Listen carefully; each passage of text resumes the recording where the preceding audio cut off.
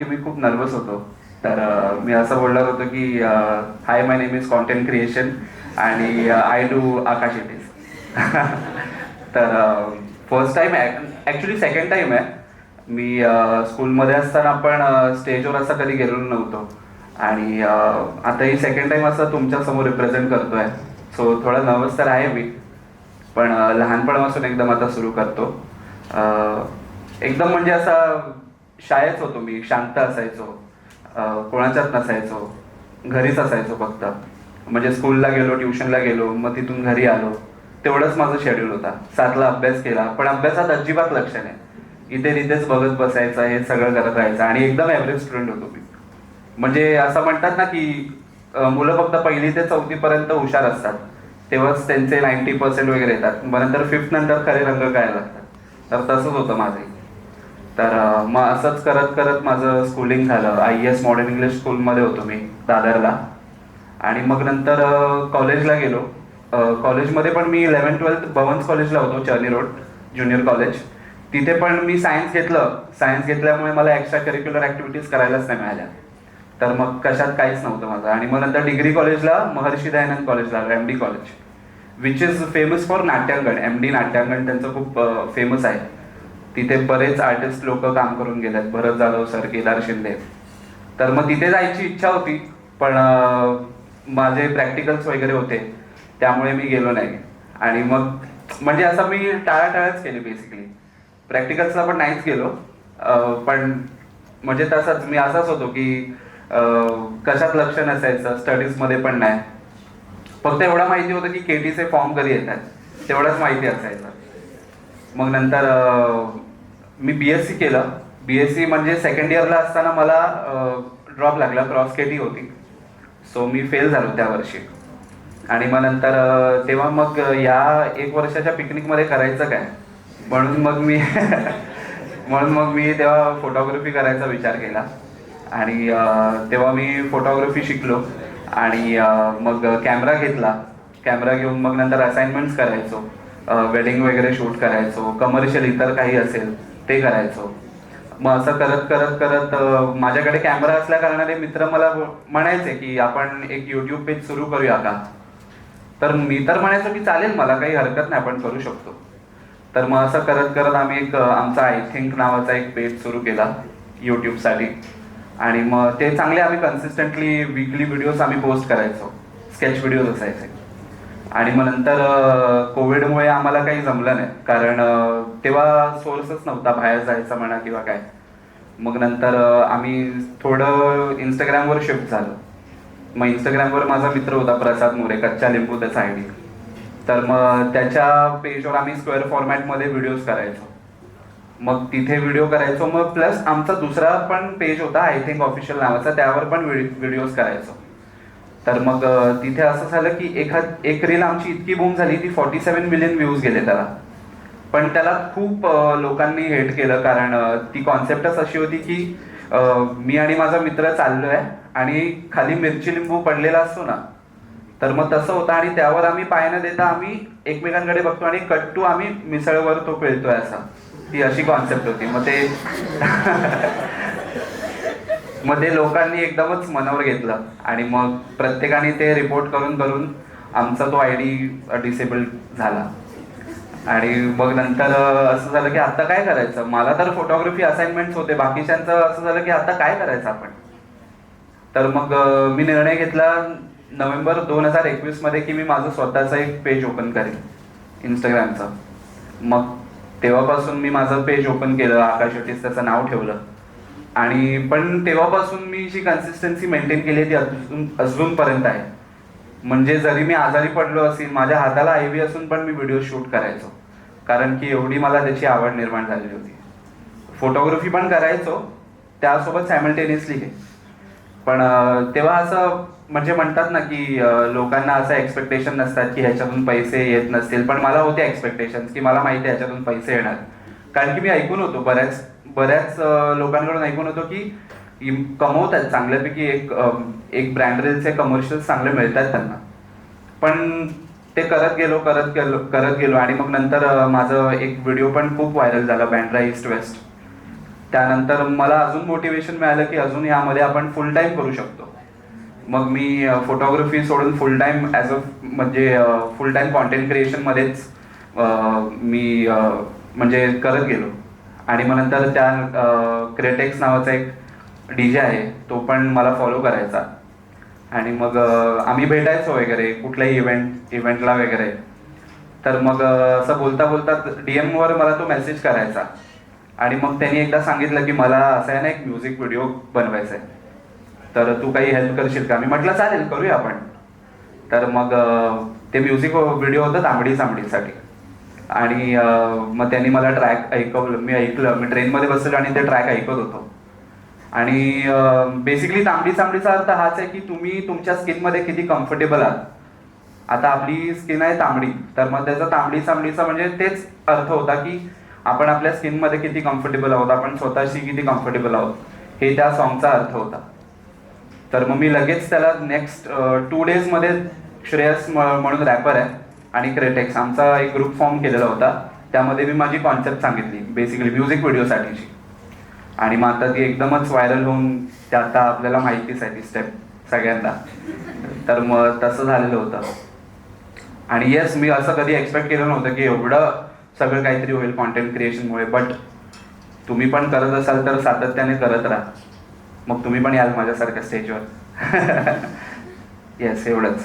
आणि तेच म्हणजे मला असं वाटायचं की काय करू, मी करू की नको. आणि तर बेसिकली माझ्या मित्रांनी पण मला खूप मोटिवेट केलं कॉन्टेंट क्रिएशन कर म्हणून. म्हणजे मला असं होत होतं की मी सेपरेटली स्वतःचा पेज ओपन करून करू की नको, कारण की आमच्या ग्रुपचा जो ID डिसेबल झालेला होता, तर त्यामध्ये मला असं वाटत होतं की परत एक आपण आपला ID फॉर्म करून सुरू परत करायला हवं होतं. पण मी सतत मित्रांना विचारतच होतो की काय करू, मला करायची तर इच्छा आहे, पण तुम्ही म्हणत असाल तरच मी करेन. पण सगळ्यांचा होकारच होता, आधीपासूनच सपोर्ट होता.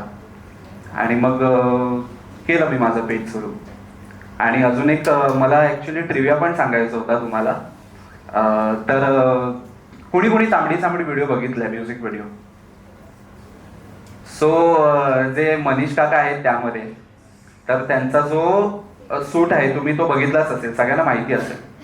तर मग एक दिवस असं शूट ठरलेलं होतं की 2 डेज आमचं इंटिरियर होतं आणि बाकीचा पूर्ण एक दिवस आमचा आउटडोअर होता. तर त्या 2 दिवस जेव्हा आम्ही शूट करत होतो तेव्हा प्रॉपर होतं क्लायमेट वगैरे. आणि मग जेव्हा जो एक दिवस आम्हाला बाहेर शूट करायचं ठरलेलं तेव्हा पाऊस खूप पडलेला. आणि मग नंतर करायचं काय असं मग करत करत पोस्टपोन होत चाललेली डेट. मग नंतर एक दिवस ठरलं की नाही, आता पाऊस आहे पण तरी आपण शूट करूया.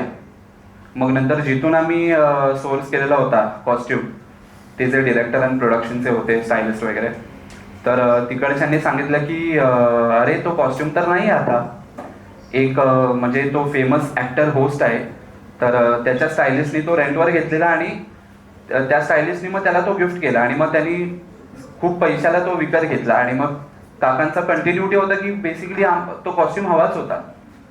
एक वेळ पॅन्ट नसती तर चाललं असतं, पण वरचं जॅकेट तर हवंच होतं कंटिन्युटीसाठी. मग नंतर शेवटी असं झालं की त्यांच्याकडे पॅन्ट अवेलेबल होती आणि मग जॅकेट नव्हता. मग त्या डिरेक्टर प्रोड्युसर स्टायलिस्ट वगैरेंनी काय केलं, ती पॅन्ट घेतली आणि त्याचा तो कोट शिवला, जॅकेट शिवला. आणि काकांची अर्ध्या हाफमध्ये पॅन्ट खाली दुसरीच होती.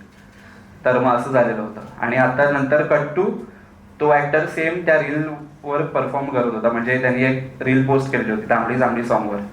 मग आम्ही असं झालेलं की अरे आमचं तू हे घेतलंस आणि आता तू हे करतोय. मग तो कॉमेंटमध्ये एक्सप्लेनेशन देत होता की असं झालेलं. सो या, तो हाच मला ट्रिव्हिया द्यायचा होता. अजून काय आहे? थँक्यू.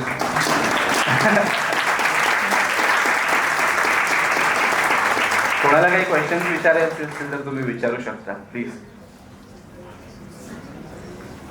माझं तर असं काय नाही या रिलेटेड, आता त्यांनी सांगितलं तसं, पण तुम्ही काही रॅन्डम विचारू शकता. आज अगर हमारे को कंटेंट क्रिएटर बनना है, हाँ, तो is it a good career या फिर उसको एज अ पैशन प्रोजेक्ट रखना चाहिए? नहीं, actually it is a good career, क्योंकि अभी जैसे बोलते हैं कि हम क्या करते हैं कि डिले करते हैं बहुत. किसी भी चीज़ को, मतलब कंटेंट क्रिएशन के बारे में नहीं, कोई भी चीज़ करने को बहुत डिले करते हैं. फॉर एग्जांपल जिम जाना है तो डिले करते हैं कि आज नहीं जाऊंगा, चलो मंडे जाता हूँ. बट कंटेंट क्रिएशन का ऐसा है कि आप अगर अब भी शुरू करोगे ना तो आपके लिए बेहतर ही होगा. फिर कंसिस्टेंसी बहुत मैटर करती है इस चीज़ में. जितना आप कंसिस्टेंटली पोस्ट करते हो उसके बारे में, और रिलेटेबल कंटेंट ही बहुत लोगों को पसंद होते हैं. फॉर एग्जांपल अगर आपका न्यूज़ का आपको इंफोटेनमेंट ओपन करना मतलब आप पसंद करोगे तो आप रिलेटेड टॉपिक्स रहेंगे, ट्रेंडिंग टॉपिक्स रहेंगे, उसके ऊपर वीडियो बनाओगे तो ऑब्वियसली बूम करेगा. मतलब ऐसा भी लोग बहुत सोचते हैं कि हमें बहुत अच्छा गियर भी लेना चाहिए, वैसे कुछ मायने नहीं रखता. आपका कंटेंट कितना अच्छा है और आप कैसे प्रेजेंट करते हो वो बहुत मैटर करता है. वैसे ही आप स्टैंड आउट करोगे. और है बहुत ही, मतलब फाइनेंशियली तो बहुत, मैंने तो अभी फुल टाइम ही स्विच किया, मतलब आप उसमें ये कर सकते हो. येस. कुठले प्लॅटफॉर्म्स असेल ज्यांना तुम्ही रेकमेंड कराल, म्हणजे आता जर समजा स्टार्ट करायचं हां. त्याच्यावर फोकस केलं, कारण फेसबुक जसं आता एज ओल्ड झालं, Yes. इंस्टाग्राम काही हां. वर्षांनी इंस्टाग्राम पण मागे पुढे होऊन Okay. कुठले प्लॅटफॉर्म्स आहेत त्याच्यावर फोकस केला पाहिजे आतापासून, Okay. so that ते फ्युचरमध्ये चांगले रिझल्ट देईल. मी तर असं सजेस्ट करेन की इंस्टाग्रामवर पण कराच, प्लस यूट्यूबवर पण करा. कारण की यूट्यूबवर खूप म्हणजे ऑडियन्स एकदम असं म्हणता येईल की पटकन आपल्याला सबस्क्राईब नाही करत तिकडे. तिथे कसं असतं माहिती आहे, शॉर्ट आता यूट्यूबचा एक बेनिफिट असा आहे की मॉनिटाईज होतं यूट्यूब. तर मग तिथे लोक असं करत, तिथे म्हणजे ॲक्च्युली असं होतं की शॉर्ट्सला खूप कमी पैसे आहेत आणि लॉंग फॉर्मॅट व्हिडिओला खूप जास्त पैसे आहेत. पण मेहनत ऑफकोर्स त्याला आहे. पण आपल्याला जर ऑडियन्स बिल्ड करायचं असेल तर यूट्यूब शॉर्ट्स पासून सुरू केलेलं खूप चांगलं असतं. आणि मग नंतर हळूहळू आपण स्विच करू शकतो लॉंग फॉर्मॅटमध्ये. तर मग तसंच. येस. अजून कोणाला विचारायचं आहे काही?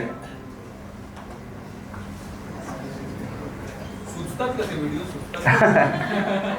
ते आता झाली सवय आधीपासूनच, म्हणजे 2018 पासून करतोय म्हटल्यावर.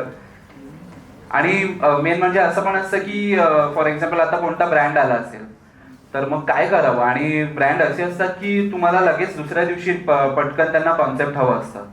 तर मग करावं काय, तर आम्ही आमचा ग्रुप आहे सगळ्या मित्रांचा, तर त्यामध्ये पटकन टाकलं मग ते काय ना काय आपली IP असते, तर त्यानुसार सगळे सजेस्ट करत राहतात आणि मग तसं वर्क होतं. मग कोलॅबोरेटिव्ह एफर्ट आहे. हो हो हो, करेक्ट.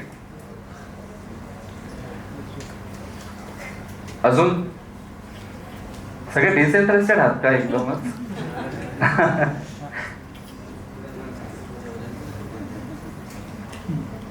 मला ऑकवर्ड होत आहे आता एकदम. ओके.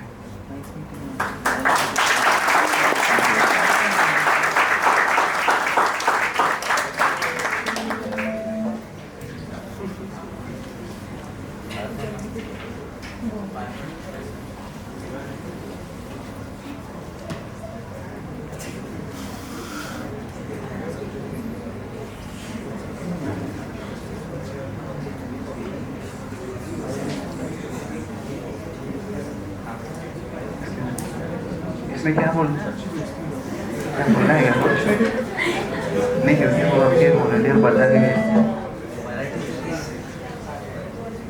व्हाट इज ओके, ये क्या होता है? कैमरा में देख के बोलना है,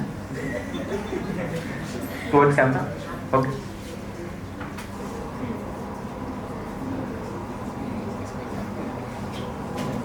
ये क्या हो रहा है? वन सेकेंड, अजून एकदा झालं ना. ओके.